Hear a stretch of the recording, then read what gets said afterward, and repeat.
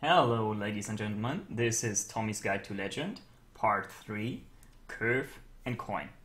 The three most important rules I want to give you here and I want to explain you here are use all your mana, play on curve and plan your curve. That's it. What does that mean? I will explain that in the whole guide video here. And all of them depend on the board state, the curve, your next turn, the opponent's next turn, the matchup, and of course all these things interfere with each other, so it's kinda very complicated sometimes and very rough to fit in a concrete rule and what really applies. But I will give you here some examples from my mid-range hunter deck. You can also check out my mid-range hunter playlist to Legend from the last season if you want to see more of these games. I took all the examples from this deck to keep it simple and to keep it for one deck, but all these examples can be transferred to all other decks.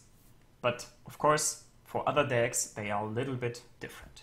Alright, let's start. So first of all, you should use all your mana if possible. So let's look at this example. Here I'm against a warrior who has equipped Deathbite. I have a 3/2 with Taunt up, and I have a couple of options to play. I could play the Eaglehorn Bow and the Web Spinner. I could play 2 Web Spinners and a Mad Scientist. But depending on the board state, some plays are better and some plays are worse. I don't really want the Web Spinners to just die against the Deathbite, so you should always look at the board state, look at your curve, and look at your next turn. So, because it is very likely that on the next turn I will play Eaglehorn Bow, if he plays some threat I can kill with the Eaglehorn Bow, it's very good to play out the Mad Scientist here, because he might draw a secret from the deck which has some synergy with the Eaglehorn Bow. And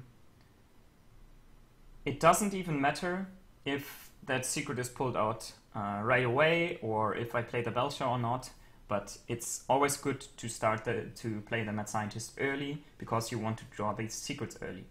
And the Mad Scientist doesn't die against the Deathbite. That's another plus. Then here I decide to use the hero ability over the Web Spinners because they just die against Deathbite. So I fully use my mana and I plan ahead for the next turn, because on the next turn I have a couple of options. One option is to play the Belcher, one option is to play the Eaglehorn Bow and the hero ability or the Web Spinners. So use your mana if possible. Play on curve. What does that mean? Isn't that kind of the same like use all your mana? Not really. Here, for instance, you have the option to play Unleash the Hounds and Animal Companion. That's 6 mana, right? And that's on curve. No, that's not really on curve in my opinion. In my opinion, a play is on curve if you play a card that is exactly the price you have available in mana right now. And that is, here in this particular example, it's Savannah Highmane. Here in this example, Savannah Highmane is obviously very much better than Unleash the Hounds and Animal Companion, but imagine if it would be 2 Animal Companions, then in my opinion Savannah Highmane is still much better, because when you play the higher priced card, then you give yourself more options for the multiple turns, because the lower priced cards can fit in various combinations in other mana slots.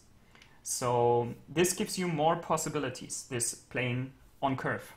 This is very important to remember. So if possible, play like the most valuable, most expensive card, if it makes sense. Sometimes it doesn't make sense, but yeah, most of the time it does. Okay, here's an example where you have multiple options to play on curve. You have the Mad Scientist and the Haunted Creeper. Which one is better? Well, you always have to consider the opponent's deck and you have to consider your hand. The opponent is a warrior. The best play to counter my minions here is usually Fiery War Axe for turn 2. So you kinda want to keep this in mind, and also you want to keep in mind your hand. So on the next turn it's likely that you play Eaglehorn Bow here because that's 3 mana. That's one reason to play out the Mad Scientist first and not the Haunted Creeper. Another reason to play out the Mad Scientist now is that if he has removal to remove one creature, something like Bash, then he's using that on Mad Scientist and the Haunted Creeper lives, which is a beast for the Houndmaster in your hand. So, yeah, these things should be considered when you have multiple options. You should always play ahead, plan your curve, look at your next turn. In this turn, it's looking really interesting to play the Eaglehorn Bow and use the Steady Shot hero power. By doing so, you would get rid of that Druid of the Claw for 6 taunt and deal 2 damage to him. But the problem with this play here is, it's another example why you should play on curve, so you can see that playing on curve and planning ahead, they are very, very closely related and kind of interfere with each other. So if you choose to play that card for 3 mana, that Eaglehorn Bow on this turn, what's your play on the next turn, on turn 6? Then you are stuck with 2 cards for 5 mana, 1 for 4 and 1 for 3. So, and you will have almost no beast unless the Piloted Shredder accidentally drops a beast for your Houndmaster. So you really want to also maximize the value of your next turn. And on turn 6 you could perfectly fit an Animal Companion and Eaglehorn Bow. So that's why kinda the play for this turn should be Lothep or Sludge Belcher. In this particular example I decided Sludge Belcher is better, but yeah, I think against a huge taunt that cannot kill Belcher, the Belcher is better, but this is particular for the matchups. In general, the point I want to make here is that you want to play on curve here and play the 5 mana card and not the 3 mana card, because you want to play 2 3 mana cards on the next turn. So, plan your curve. That's really important. Here, for instance, I have a couple of options. The 2 options I considered the most here are 1, playing the Web Spinner, followed by turn 2 Haunted Creeper, followed by a turn 3 Coin Houndmaster. Because it's very likely that I will have a beast available when I start with the Web Spinner and follow up with a Houndmaster, with a Haunted Creeper. Then it's very likely. And the other option I had was Coin Mad Scientist, follow up with a Haunted Creeper, and then for turn 3 have a Web Spinner and a Steady Shot. It's kind of important to plan ahead a little bit, even though you don't know yet what you're drawing. Of course, you always have to adapt your plans, because if you draw like a better card to play, then of course you switch your plan. But if you are not drawing, let's say I draw 2 Savannah Highmanes on the next turns, then of course I have to follow this plan. So it's kind of important to make this plan, because sometimes you will figure out that if you coin a specific card, that will leaves you with no place for the next 2 turns if you draw 2 expensive cards. Yeah, so you should always plan your curve. In this particular example, I decided that the Mad Scientist route I was going to play here, but yeah, that's a specific example for the matchup. I also had a read on him here that he would most likely not have the Nasus Aspirant, and both plays are pretty weak against the Nasus Aspirant, so yeah. But I just want to make here the point again that you should plan ahead.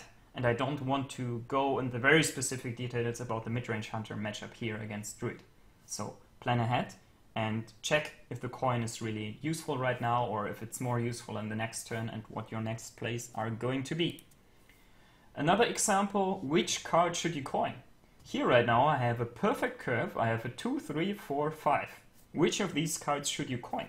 I'm up against a warrior, so you should always think what the matchup is most likely going to be and think about the speed of the matchup. For instance, I consider a Face Hunter as an opponent to be a very, very, very fast matchup. And something like a Freeze Mage I consider a very, very slow matchup. So these things you have to take in mind. Here a Warrior I consider a pretty slow matchup. And the board state is obviously pretty even right now, and the curve looks perfectly fine. So in that case, you kind of want to go for the card which is the most annoying or the best card kind of for your opponent. And in my opinion here, the best card against the warrior is Piloted Shredder. That's why I decided to aim for coining the Piloted Shredder. So that's a little bit another example on which card to coin. One more example on which card to coin. Here I am a lot under pressure because the opponent already played a Mana Worm and I have no minion of 3 attack. And since he's a mage, it's kind of likely that he does have a spell. And I have lots of options actually here to coin. I can coin 4 different cards. I could coin Explosive Trap, Quickshot, Einweg Owl or Mad Scientist. I thought very long about this turn and then I decided to actually coin Quickshot.